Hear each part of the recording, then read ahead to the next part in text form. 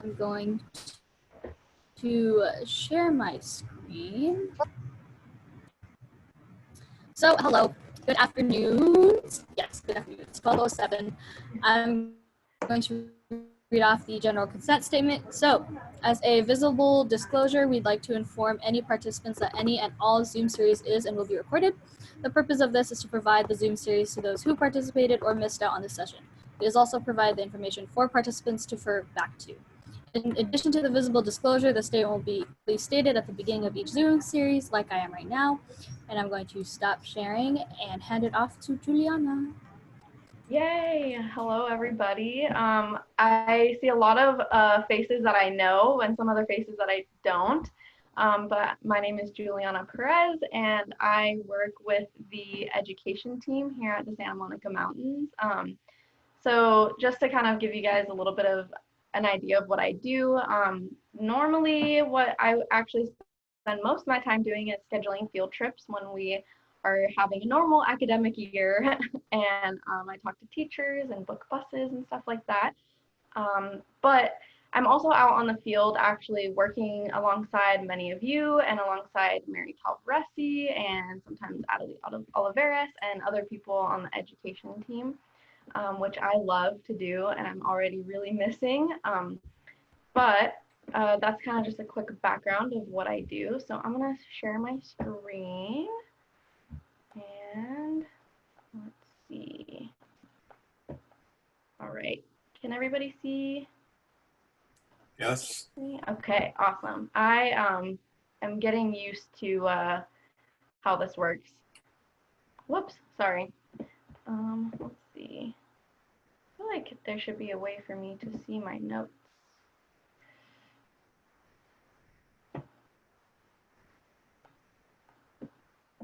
Alrighty. So we're going to be talking about the Every Kid Outdoors program today. So many of you may already understand or know or be familiar with the Every Kid Outdoors initiative. And so we'll be talking more in depth about that and also about why it is so important in reference to outdoor education. So to begin, what is Every Kid Outdoors? So Every Kid Outdoors was began in 2015. So initially, most of you may be familiar with Every Kid in a Park or EKIP. And so that's what we called it last year and the years before that. And so beginning this year, it changed, the name was changed to Every Kid Outdoors. And one thing that I actually wasn't really familiar with until recently is that this is actually an interagency initiative. So there are many different agencies that actually do the Every Kid Outdoors program in addition to the National Park Service. So we are just one of the few agencies that reaches out to fourth grade students.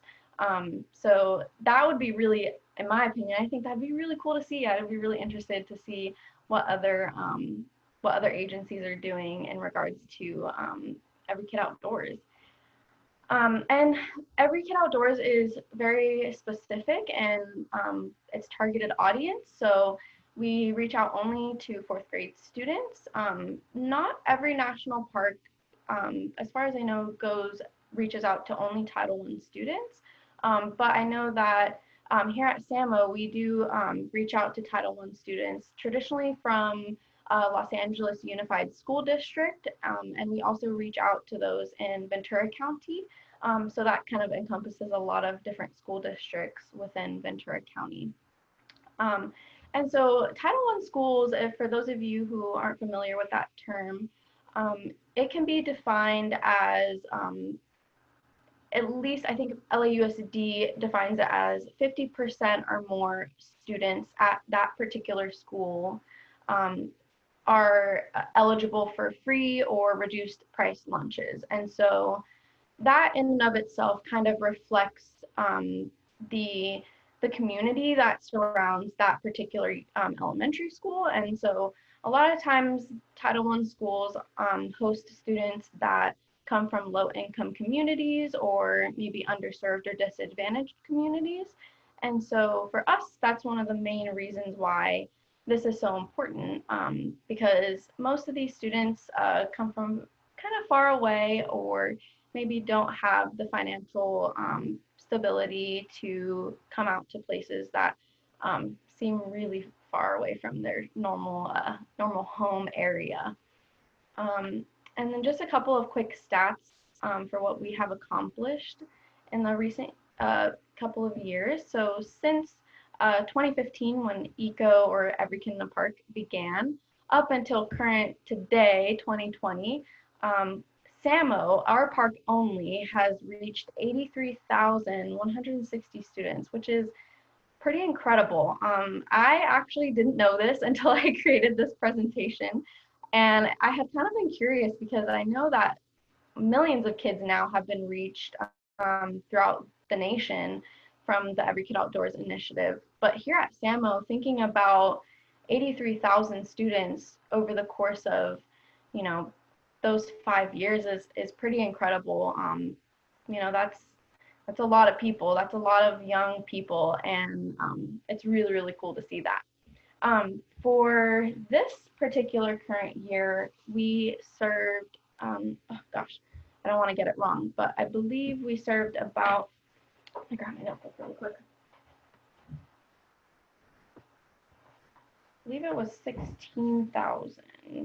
Let me make sure before I say it. Yes, 16,368 students in this current school year. So despite COVID-19 and despite fires and despite red flag warnings, we still managed to contact almost, not quite, but almost 20,000 students, which was pretty awesome.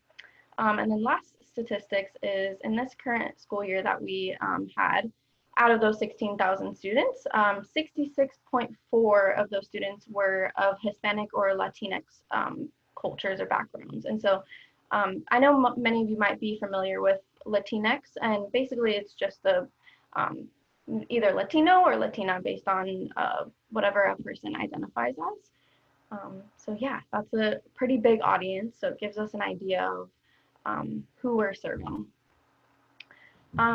And why do we target fourth graders? And this is something that I definitely was not very familiar with when I first started working with the education team. I kind of was curious as to why we weren't really focusing on high school, even though we did have other programs that incorporated high school students. But why was EKO specific to fourth grade?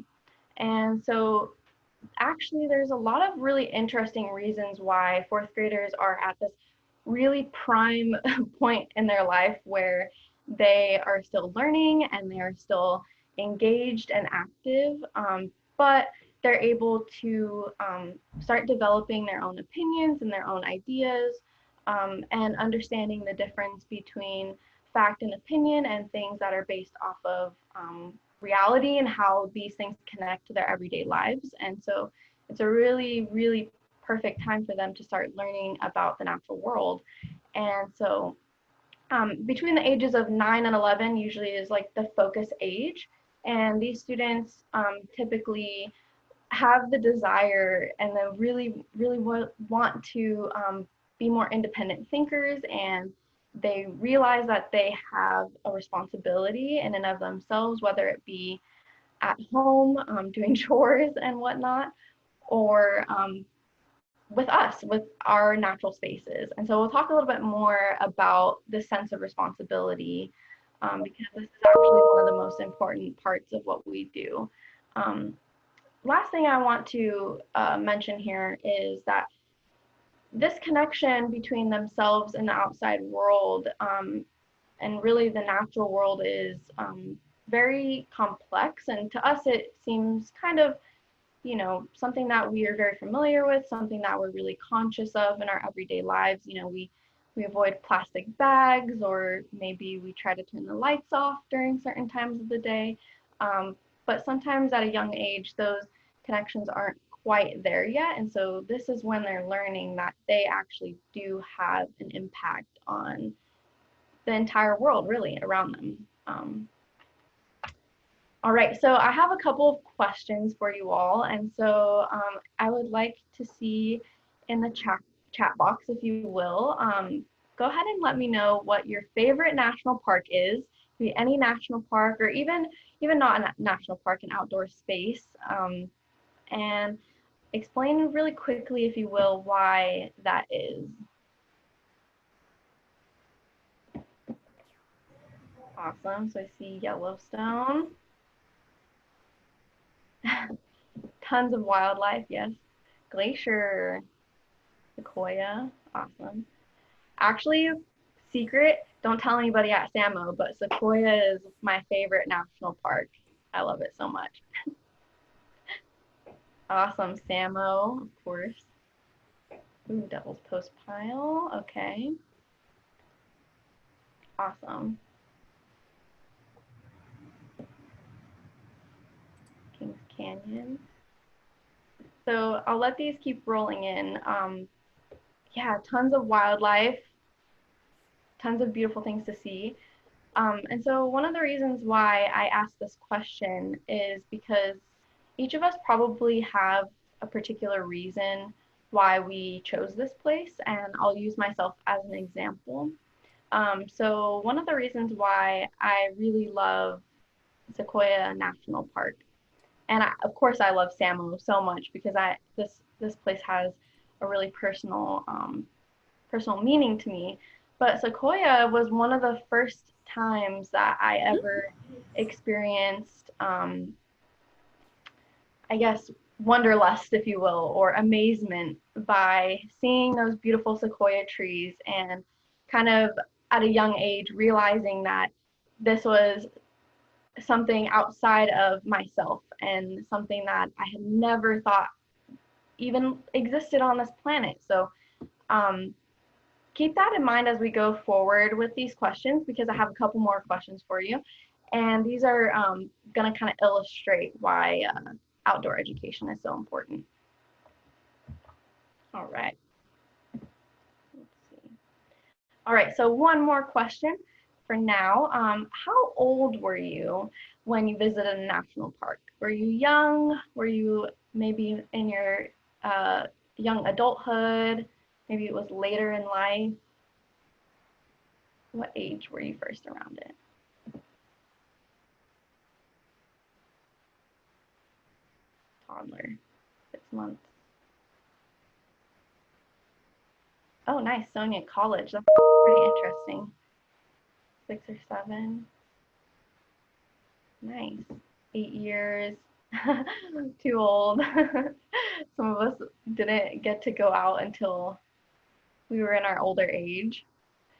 Awesome. So I love this because this is a perfect example of this different range of how we might be exposed to outdoor spaces. And so again, I'll use myself as a personal example.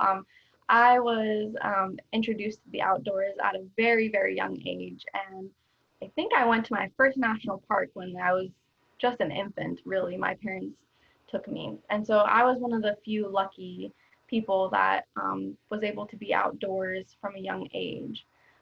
But you'll see as we go on that many of you might already know that many of these students that are coming, especially from Los Angeles County or Ventura County, they've actually never been to an outdoor space. And so some of you were saying right around that same age frame, 10 to 11, where it was your first time being outdoors. And now here we are, you know, we all love the outdoors, and we love SAMO, and we love being in national parks. And so this is really important to how it kind of shapes the rest of our life. So we'll talk a little bit more about that in a second. All right, so going now more into what education is and really what we do. And so one of the things that I think is really interesting that I struggled with when I first began working at SAMO was I didn't really understand interpretation or what that meant. And I didn't really understand how it was different between what our interpretation department does, let's say at the visitor center, versus what I do out on the field on an education program. And so there are some few very clear differences, and some of those are listed here. So of course, the education team focuses on curriculum. So we look up state standards that teachers are teaching, and we want to make sure that they're able to bring their students out and still learn something that they're incorporating in the classroom as well. Um, uh, Again, targeted audiences. So as I mentioned before, of course, this is students. They're all fourth grade, about 10 years old or so. But also thinking about, we'll talk a little bit more about this later towards the end, but thinking about where they're coming from. So targeted audiences can be somewhat tricky and maybe easy at the same time. So there's a little bit of, you kind of have to know exactly what it is to expect when students come. But I think that's one of the challenges that interpretation faces when they work out of the visitor center or have programs on Facebook, is that you don't really know who your audience is. And so you have to really open it up to a wide range of people who may not know what it is exactly that you're talking about, or may have different interests than what you're talking about. And so that can be good and bad with education, in the sense that we kind of have an idea of what level students should be at by the time they hit fourth grade, and maybe what vocabulary words they know. We also have to make sure that in order to engage students, we are using different types of learning styles. And so we have, the classic, talking to an audience can be easy for us, but it might be really hard for students to retain information or to fully feel comfortable expressing that they grasp what you're saying. And so taking into account visual learners, auditory learners, and tactile or hands-on learners. And I myself am a tactile learner. I think a lot of people are either visual or tactile. So it's really, really hard for me to just listen to somebody like kind of like I'm doing right now and lecturing at people, and it might be hard for you to retain information. But when you actually go out there and do it, and do a field trip or an education program, suddenly you become an expert. And that's what happened to me. And I think a lot of young students feel the same way, but definitely have to recognize that there might be auditory listeners, that they're really paying attention to what you're saying. And so you have to be aware of that at all times. And one of the one of the funny jokes that I have on here, it's not funny, but it's very true, is that these students are stuck with us for the whole day. So we have them for those 2 hours, and they have to be paying attention, and they have to be active, and they have to be walking and hiking with us. But that presents a pretty big challenge sometimes, because we really have to gauge whether or not these students are really interested in what we're saying, or if they understand what we're saying. And so until they get back on that bus to go back to school, we have to try our best to make sure that they're staying engaged and they understand the program. Okay, another quick question. You can do 1 or 2 words, but I put 3 words down here. So 3 words that come to mind when you think of a national park. So and it can be good and bad. Any word is totally fine. Grandeur, majestic, nature, yeah, of course. Nature. Wilderness. God's gift, yeah, very special. Lots of space. Awesome. Tons of wildlife. Rivers. Beautiful, wonderful. Yeah. Peaceful. Solitude. Awesome. So a lot of these are really positive. Yeah, very exciting, definitely. I completely agree with all these words. So I would definitely say that peaceful, refreshing, maybe beautiful are all common words that we think of when we think of a national park. But I want to actually kind of get you to think about what a 4th grade student from an inner city area of Los Angeles might think of when they think of a national park. And you can throw it in the chat box if you want, but I'm going to kind of give you guys a hint of some of the things that I've heard. Some of you may have heard this yourselves while on education field trips, is sometimes it can be a little bit uneasy and even scary. And so not every student that comes out is afraid to come out to SAMO, but I think they're definitely really unsure, and they might not really understand their presence in a national park or what it means to be inside of a national park. And yeah, definitely, they love to ask if we're going to see animals. So they're really interested in wildlife and the things that live around them. And unfortunately, sometimes we do have, students that are a little bit afraid of they're going to get bit by a rattlesnake or a mountain lion's going to jump out and attack them when, we're like, it's okay. Like, we're going to be safe. Everything's going to be okay. So think about how frightening it can be for some people. It's not always for everybody, but it definitely is possible for them to feel uncomfortable in a national park. Okay, I think I only have like 2 more questions throughout this whole thing. So next question is, how do you recreate? So do you go hiking? Do you love to go camping? Maybe you're a birder. Maybe you love fishing. Go hiking, of course. Backpacking, maybe camping, walking. Ooh, mountain biking and backpacking. Horseback riding. Bird watching. Fishing. Swimming, nice. That sounds really fun. Awesome. So we all have our reasons for going out in a national park or being in an outdoor, kayaking, being in an outdoor space. So a lot of us kind of have this idea of like adventure or excitement when we go into a national park or into an outdoor space. And another thing that I would like you guys to kind of think about going forward is if I was to ask a 4th grade student what they do to recreate, their minds might not go straight to a national park or hiking. They may have never gone hiking before. They might think of basketball or recess or riding their bike around their neighborhood or playing catch with their friends.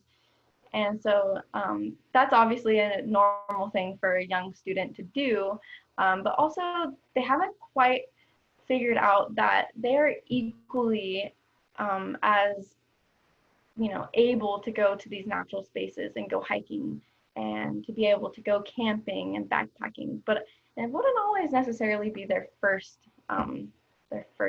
idea of what to do for recreation. Alrighty, so going on to the communities that we are serving. This is, in my mind, the most important part of what we do. And this goes for interpretation as well. But sometimes we have to be especially sensitive when dealing with 4th grade students that are coming from typically underserved communities or places where there might be significant cultural differences than what we're used to. And so even myself, I grew up in I grew up around people who are a lot like me. And so I never really felt uncomfortable in the outdoors, and I never felt like I didn't belong there. And so one of the things that I would like you guys to keep in mind is that a sense of belonging and being uncomfortable is actually more common than you would think. There are definitely a lot of opportunities for us to try to break those barriers down. But the reason for that a lot of times is because there are cultural differences. And so we have to think about what is it that maybe they're learning at home or what they're used to when they go home or go to school. And the last thing is accessibility. So you can see Mary here is on the left and Luis is on the right. And both wonderful people that taught me how to do what I'm doing now. But you can see in the background there are buses. And so these buses are completely free of charge when they come out to visit us. And it's one of the main reasons why these students have never been to a national park. And it's because it's really, really tough for them to get to these spaces. Their families may not even have a mode of transportation, or gas might be really expensive, and camping and gear and all of that stuff is easy for us to not think about. It's very like normal for us to pack up our cars and go, but it's not that way for everybody. So that is one of the most important things. Next, why is it so important that we do this? And in my mind, these students are our future. These are the students that are creating the life that we hope we can have in the future. They're our future decision makers and people who will be, successful in their career in the future and, helping other people in the future. And so it's important to make sure that they understand that they do belong in these spaces and that they do see representation. And sometimes it can be really difficult because, especially with, I don't want to like sound political at all because that's not what it is, but considering the climate that we do have right now, it is important to make sure that there are people who understand where they're coming from. And it's not just about looking like them or making sure that you fully understand their life. It's more so about just having empathy and understanding why maybe they're uncomfortable or why it's so important to introduce these things to them. So creating this life experience is one of the most important things. And so going back to when I asked you all to share with me your favorite national park, like I mentioned, there probably was one particular moment that you can probably picture in your mind right now, see yourself there, remembering that favorite moment that you had. And without that favorite moment, that place wouldn't be your favorite place or favorite national park. And so this is that moment we want to create for these students. We want to inspire them and bring joy to them without making them feel unsafe or uncomfortable in the Santa Monica Mountains. We want them to come back and enjoy. So that in and of itself does bridge that gap between their everyday personal lives, maybe at home or maybe at school, and connects that life to the outdoors. And with that comes stewardship. At least for me, it does. And so with knowledge comes power, right? So when I went to college, I had no idea that I was going to love environmental science. I had no idea I would be teaching children about this. And so this is one of the main reasons why I consider myself now a steward of my land and why I care about teaching the next generation. And so I want to quickly kind of mention kind of an anecdotal story. Like I said before, was lucky to have been around the outdoors as a young girl, but my father wasn't so lucky. And so it's really interesting to see how that has changed through even just the generation between him and I, where he didn't have role models that taught him how to camp or how to hike or how to be outdoors. And he was really lucky and he got to go on these Sierra Club trips when he was young, back in elementary school. And he had a mentor that taught him pretty much everything that he knows and took him up into the Sierras and taught him how to camp and how to collect fresh water and all of that fun stuff. And if it wasn't for my father getting that experience as a young boy, I probably would never have been able to do this. I would hope that maybe my life would take me where I am now, but I don't know for sure. And so that's so important when even outside of family relations to put these kids in a place where they're really comfortable. And I love teaching them how to build a tent. That's one of my favorite things to do, and how to use binoculars, because then they know they have that skill and they don't have to rely on anybody else to teach them how to be outdoors. They can figure out how to do these things on their own. And one of the things that I also would like to bring up is some people do think, well, we don't want to pressure them into becoming environmental scientists or into becoming environmental activists. And it's not about, requiring them to feel the passion that we feel. A lot of these students might not. They might be passionate about art or about music or about, I don't know, another form of science, maybe biology or physics or something. But the opportunity presents itself when we open this door. And so it's really up to them when they become older to choose to be a steward or to not. And more often than not, if they're not an active steward, they'll at least care. They'll at least feel like it impacts them in one way or another, even if they're not a future park ranger or, you know, a scientist or something. So everything is equally as important in their lives. All right, I think this is my last question.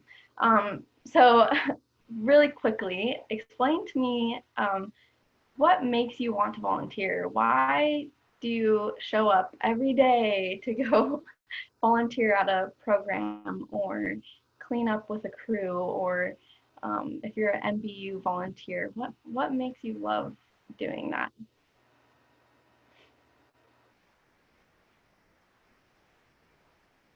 Yeah, it's really fun. That's why I love it. If I didn't have fun, I wouldn't do it. It's very rewarding. It's extremely rewarding. You love to see the excitement from the kids and giving back. Yeah, you do have a sense of community, right? We each kind of have each other and we all relate to one another on a certain level. We love the same things, really.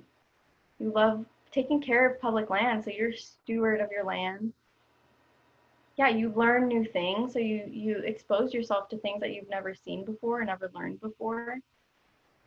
Maybe you get to talk to new people all the time. Yeah, Samo is local, right? This is like an amazing place that we have so close to home. Some people can just walk over and it's drive 15 minutes and you're here, and it's beautiful. Yeah, exactly. So each of us have, literally every single one of us on here has a particular passion, and you wouldn't be here if you didn't. And so that brings me to the next important role of what we do.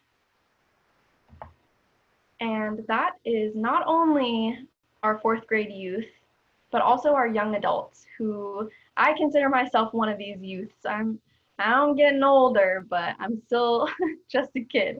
And so I really wanted to talk about this because I think it's something that even myself kind of take for granted. And I, over the past about 3 years, 2 to 3 years, have seen not only myself grow, but other people that I know. So some of you might see faces that are familiar on here. So we have Lay and Luis, and we have, of course, Mary. Tyler is on the far left. If you've ever done a junior ranger program, he now works with state parks. Kim Bott works with state parks as well. And on the bottom, if any of you are familiar with Oscar, he is, I don't know if you can see my mouse, but he is right here. Oscar now works with California State Parks. And we also have over here some awesome interns. But in particular, Melanie, she became a seasonal park ranger last season after being an intern. And so I have been able to see so many of these people grow from not really even knowing if they wanted to work in education or work alongside the National Park Service or in any form of working outdoors. And they've grown. They're, young adults that want to make a difference in the world, and now is their time to jump into their career and figure out how to do that. Figure out how to have a passion and still make money at the same time. But it's really important because at one point in our lives, we were all fourth graders.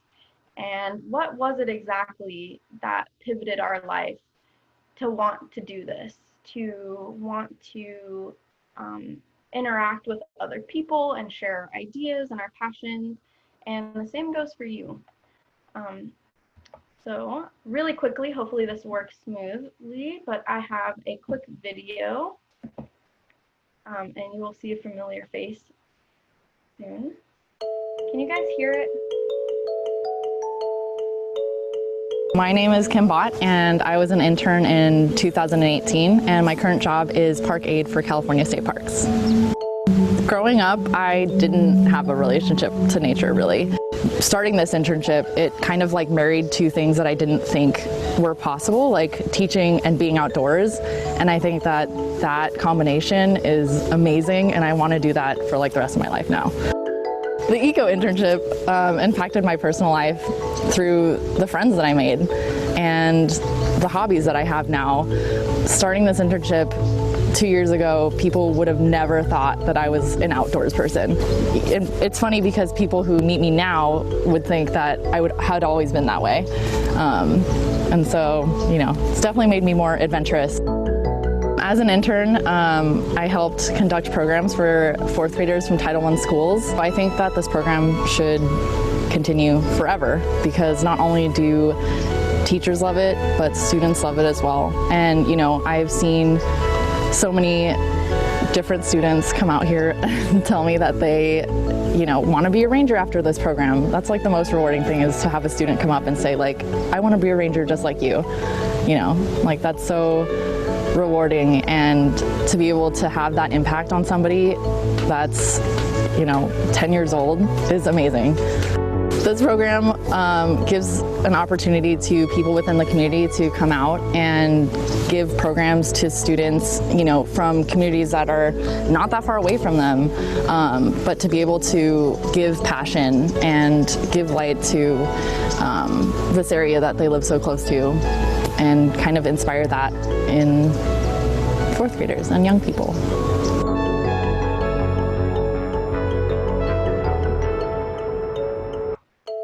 All right. I love that video. Many of you know that Kim Bott is a really good friend of mine, but I didn't just pick that because it was Kim.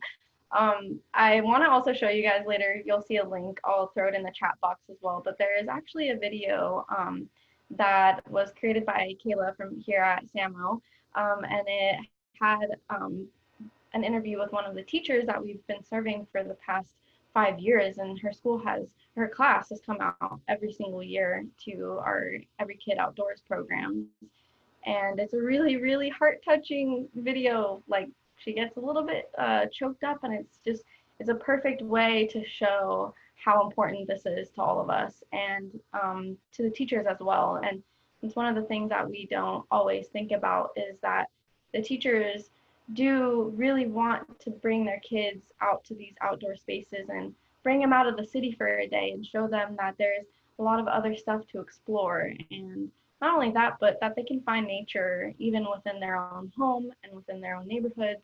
And so it gets that idea and that thought process flowing of making those connections. And I know this looks like the last slide, but it's not, because this to me is one of the most important slides. So I know a lot of you who work with us don't always get to see these letters that come in, and so I thought I might share a couple with you. And I actually have tons of them. I have a whole pile of them, but I have even more here, little letters with drawings. And so this kind of goes to show that even after they leave, they're touched in one way or another. And it's not always about them learning facts and curriculum and you know, important information, which of course, yes, it is important. We want them to learn and to be educated, but it does really drive home that sense of connection and belonging and just a desire to have an adventure out in a national park. And a lot of these really cool experiences, like here, you can clearly see just by looking at the drawing what program they went to. I can tell by this one right here in the middle that they did the Junior Ranger program and created bull roars. And so they're playing with the little bull roars and the hula hoop circles that we give them so they don't slap each other on accident. But over here you can see they remembered they went to Malibu Creek State Park. So they went to the Junior Ranger program as well. So it's pretty cool to see these. And this right here is the link. Maybe I could, I'll throw it in the chat box afterwards, but I can also send it to Sarah or Lay so that you guys can watch it, because it unfortunately is a Facebook video. I couldn't find it anywhere else. and I didn't want to like lag the video. So I recommend, it's only a few minutes long, and it's really nice, and you might see yourself in it too. So it's pretty cool. And lastly, I want to say thank you to each and every one of you for volunteering, and I hope that you know the role that you play and you understand how important you are to not only the fourth grade students, but even to people like myself who are interns or were interns. And we really, really relied on your knowledge and your advice and your guidance to create the future that we wanted and to excel in the career that we were striving for. Because each of you have had your own important life experiences that you can share with us. And I think that that is one of the most valuable things that you can offer to people like me and other interns in the future when you continue to work with them. But yeah, I believe that is all. Yep, that is it. So thank you guys for watching that. If you want, go ahead and ask me some questions. I'm gonna stop sharing my screen so that I can see all of your faces. And feel free to ask me questions that you might have.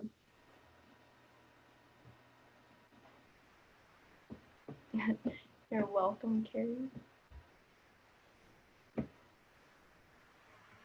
I know that. Go ahead.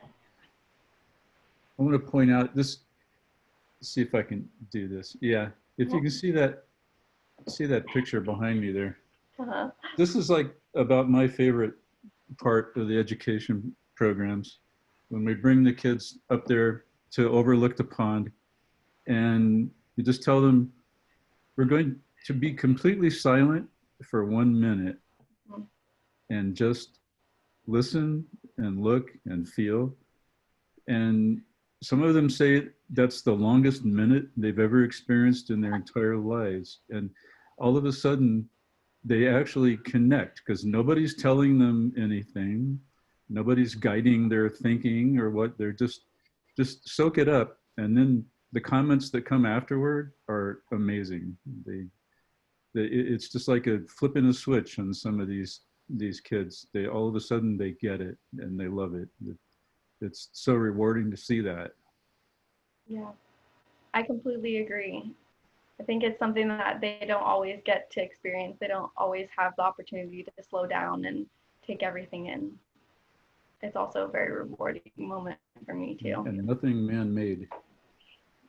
Yeah, exactly. They get to really appreciate everything that's there naturally.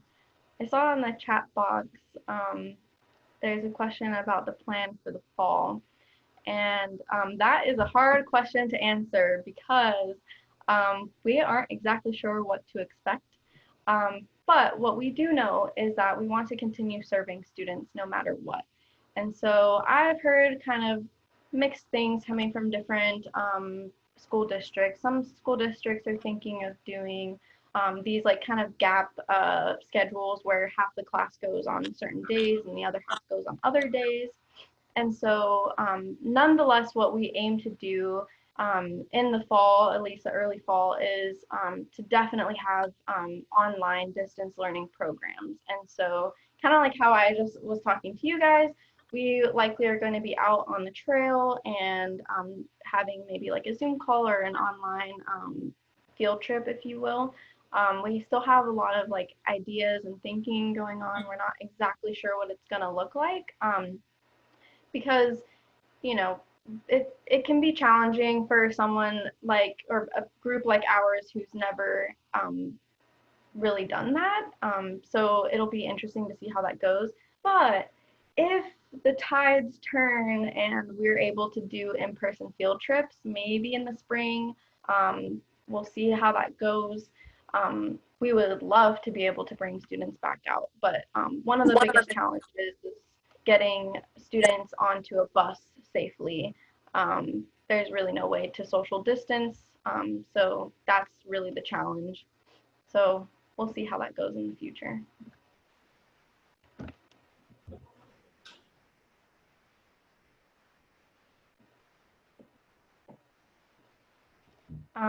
if I don't have any more questions, I have one last question for you all, if you wouldn't mind sharing. Do any of you have a favorite moment? I know that Gary kind of already shared one of his most rewarding moments, but a moment where I miss you guys too.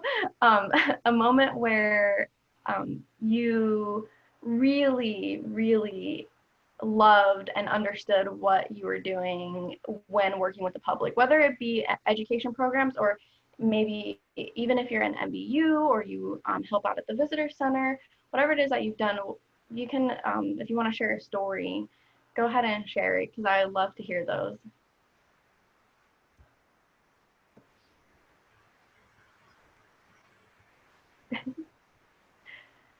And if not, I can always share mine first. Well, I'll share if that's okay. If anyone else wants to go first. Yeah. No, I'm in the mountain bike unit, MBU, and I remember I had not been in service for almost a year, I think, because of health problems. And then I was able to come back, and I hadn't done my CPR for a year and a half. And I was with two other mountain bikers in the group. One had the radio, one had the med pack, and then there was me.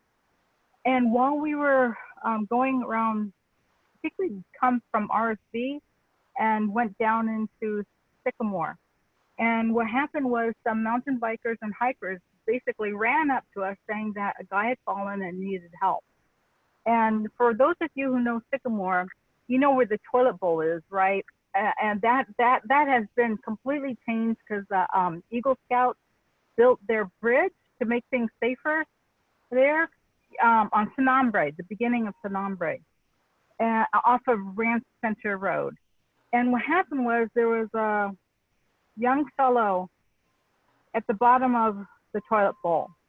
And he was just, his head was and neck was just covered in blood.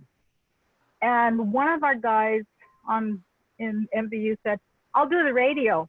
And he bikes to higher elevation to get a better signal. And then the other guy turns to me and says, "I'll hand you the medical supplies." And so, and then I had to go down and help the young fellow. And I remember my knees started shaking because I'd never seen so much blood and in person. And so, but then as soon as I started treating him, all my training kicked in. And so I was able to help him. A rescue helicopter came, took him away. And then maybe 3 or 4 months later, I was on another MBU patrol. And this time in Malibu Creek State Park. And we stopped near a bunch of young mountain bikers. And then one of them says, "Sonia?"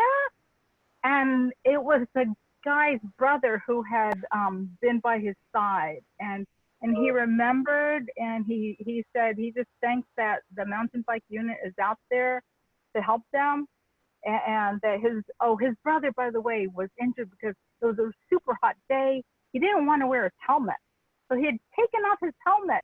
And so when he fell, he not only had the concussion, but he had scalp wounds. And the brother said that he always wears a helmet now. And they just wanted to thank all of MBU. So I'm really glad that the National Park Service, the state parks, and MRCA enables all of us visitors to help, whether they're lost or injured, or just need a question answered. Yeah, that's an amazing point to make because I think that each and every volunteer serves a particular purpose. And like I said before, with whatever your passion might be, I think your goal really overall is to make sure that you're helping people in some way. And honestly, if we didn't have MBU out there, law enforcement wouldn't be able to handle everything all at once. I mean, you know, a person can only be in one place at a time. So MBU is a huge safety net that we have for visitors, especially at Rancho. It seems like there's almost always a possibility of injury or something going awry. Thank you for sharing that. It's really fun when you talk to visitors and you ask them where they're from and where they go in the park and what they've been doing. And afterwards they say, you know, I really appreciate you people that volunteer, and it makes you really feel good because they're aware of it and they appreciate it. So it's a really good thing for all of us. Yeah, I agree. I love seeing volunteers interact with. Honestly, I learn a lot from you all. You guys all interact with visitors better than I can sometimes. So it's a way for you guys to connect with people who love that park just as much as you do, and they appreciate having you there. We do, as well as the visitors. Sherry said, I loved helping Rangers Scott and Indira with their astronomy at their annual star party. I'm actually really glad that you brought that up because one of the things that Scott Shraga taught me was astronomy, and I didn't know anything about it before about 2 years ago. I had only looked through a telescope once before in my life, and now I consider myself not quite an expert, but pretty intermediate. So I learned constellations and got to work with kids and teach them how to use a telescope, and it was pretty awesome. So I also really loved doing that as well. It was really fun. Pat Boone thanked me at Paramount Ranch. That's so cool. I miss Paramount. It'll be very exciting to see how that changes. Yeah, I was there with Mike Malone, and this old white-haired guy gets out of his Cadillac, and you know he's dressed like something out of the 50s, and you know, of course, Mike Malone knows everybody that's ever been in a movie, and I didn't recognize him, and he says, "Hey, that's Pat Boone," and so he came over and talked to us and told us how much he appreciated us maintaining the history there. It was pretty cool. That's awesome. I miss being in at Satwewa, because like whenever the kids would come in, you just like they'd ask questions, or they like see a snake or something out there, and they'd want to know what kind of snake did I just see, or like we'd have some snake skins and stuff. We'd show it to them, and they'd always be like, "Whoa, that's so cool!" And it's just like seeing kids just get so excited about learning things. I miss that. Yeah, definitely. You see the want to learn on their faces, and they're so excited about it. Yeah, I love it. It's gonna draw you in. Yeah. Definitely. Juliana, we miss you guys so much. I know. Hi, Luke. I miss everybody. It's been crazy. I'm trying not to get too sad about not being able to do programs. It's really tough.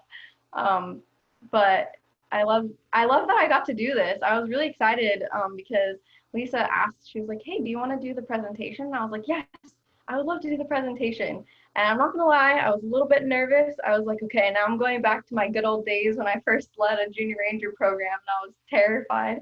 But I knew that you guys would understand what we do and what I'm talking about and be interested. So I just wanted to share. Yeah, so I don't have one specific story.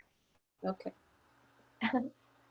Anyway, the program also has, just for a lot of you that don't know, she focused mostly on Santa Monica, but we have one out in the East LA. And I miss it very much. I've been doing it for a number of years. And I think, is the program downtown still working too, still going? Because I'm not sure of all the locations, but it is quite fun to have them out here in Debs Park with about 282 acres of open space. It's quite large. And it's just great to have the kids that are in the inner city come up, and there they are in this huge open space. It's, you know, not the size of Griffith Park by any means, but it's a big space. And to be right there in the middle of the city, and on clear days to get up to the viewpoints, and, you know, downtown looks like you could just touch it. And yet you're in all of this you know, beautiful area, and then you just turn north and you're looking at, you know, the Angeles Mountains. So it's unique in that way, and lots of wildlife right in that park itself too. So it's been very rewarding, and I miss it very much. Yeah, thank you for mentioning that. I feel bad because I did mention that, but Debs Park is a huge reason why our EKO program is so successful, because a lot of, Lynn, you probably know, but a lot of those students are coming from parts of LA where they just wouldn't be able to reach Rancho or even KGR, King Gillette Ranch. It's just too far. And some of those schools are only a couple miles away from Debs Park. Right. So, yeah.